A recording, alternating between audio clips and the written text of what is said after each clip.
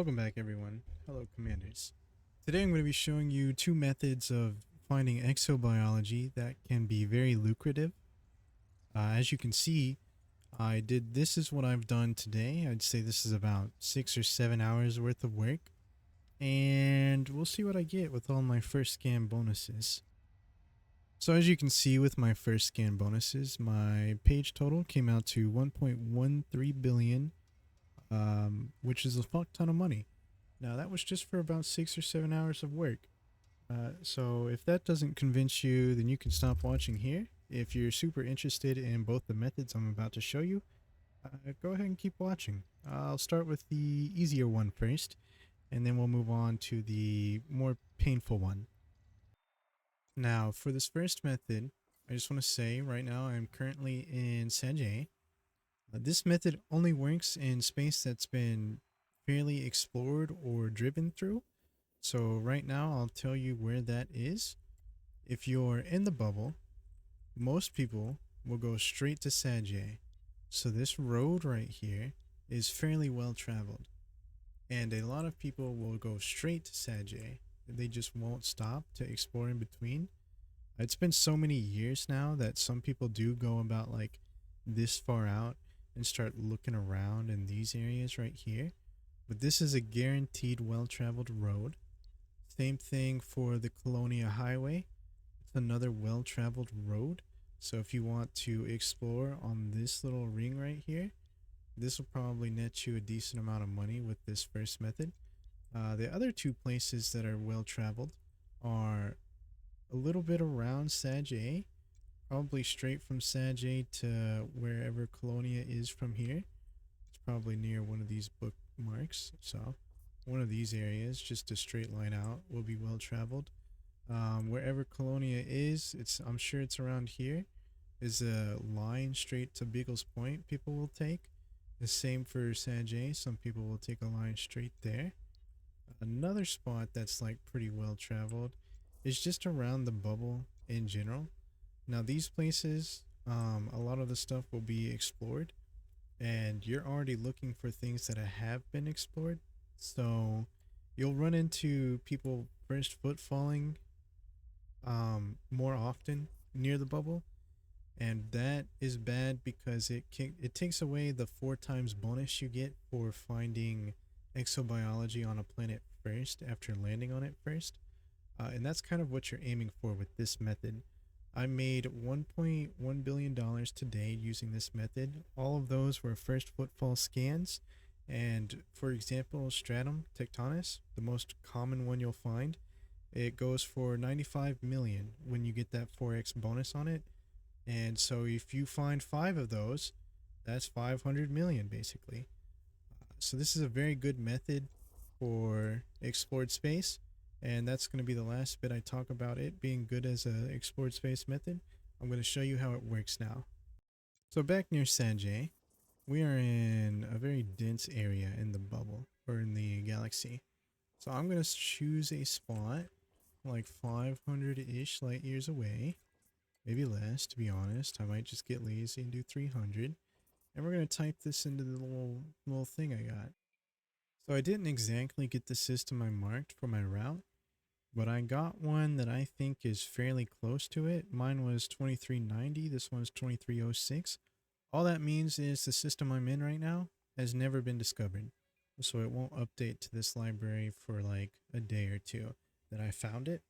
The next thing we're going to say is you're going to look up here for time of arrival. If you're using an SEO drive, I highly recommend putting your max distance to like 150,000 and clicking enter, and that'll make it pop up right there. All of this is set up to find high metal content worlds, which is where stratum will spawn the most. All of these atmospheres are another reason where stratum may spawn. It's just a bunch of contributing factors that might spawn stratum. These won't always spawn stratum. Like today I've been to like 3 or 4 planets that were supposedly going to have it but did not. But for the most part it will. So it's still worth it. Now we'll click the search button, and once all of that loads, you'll go to results per page and click 25, and it'll load you a big page. let me tell you how this works. This will be the distance from the starting star that this planet is from. The planet will be B3. That's what this second column will always tell you, is which planet to go to. And this will be the system you want to go to. You'll copy this system, go to it, go to this planet, however far away it is, and you'll scan it. Hopefully it'll have stratum. That's kind of the quick way to explain it. The closer it is to the starting star like this, the more likely that someone explored it. So right now, I'm going to go to a planet to show you as an example, and hopefully it won't have been explored already. Alright, important thing to look for when you get into the planet is you go into your system map and you look for the planet that correlates with the letter and number of the planet it's telling you to go to. For example, it says B3 right here. So I'm going to look for something that'll probably be B3. You don't have to scan the system if you don't want to. It's as easy as going to the system map, being like, okay, this is probably A, so that makes this B, and this is 1, 2, 3. The only one with an atmosphere, so this is probably B3. We're going to head this way and scan it, and go down the planet if it has stratum and snag that up, and I'll see you there, I guess. So we arrived at the planet. We're going to give it a little probe with our surface scanner and see what it's got. Surface scan complete. Okay. So there's no cactus, or well, there's no stratum on this planet, which is a little disappointing. But like I said, doesn't always spawn. So I'll move on to a place that does have it, and we'll continue from there. Okay, so I went to the second system on the list and found some stratum. The good thing about this place, and this is a pro tip that you kind of only get from experience when doing exobiology, there's a red dwarf star here. And typically, whenever there's a planet orbiting a red dwarf star that meets the conditions, all of the exobiology on that planet is typically worth more than 50 million. So those are always cool to get. And this one's not quite orbiting the red star, which is a little disappointing. So I think I'll only grab the stratum from here. I'll check the prices on the other stuff, but once we grab the stratum, I'm going to be showing you the second method I use to find exobiology and make money pretty quickly. Just a pro tip: when you're gliding, try and look for a circle similar to this one. Stratum has a very high spawn chance in world craters. Just letting you guys know. You can also find tussock and osseous and alado. I'm not quite sure if that's how it's pronounced. But I'll show you me landing on the ground, and then I'll just skip to my third and final scan once we get to that point. Gotta get a little snip of me getting first footfall. Taking a look on the planet. It'll pop up in a few seconds. There it goes. That right there, instantly a 4 times bonus.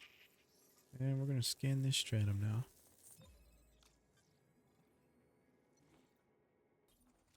This will be scan number 2.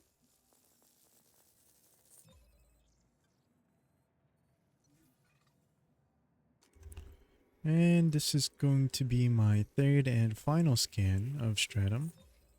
And that right there ends the tutorial for the first attempt, or the first method.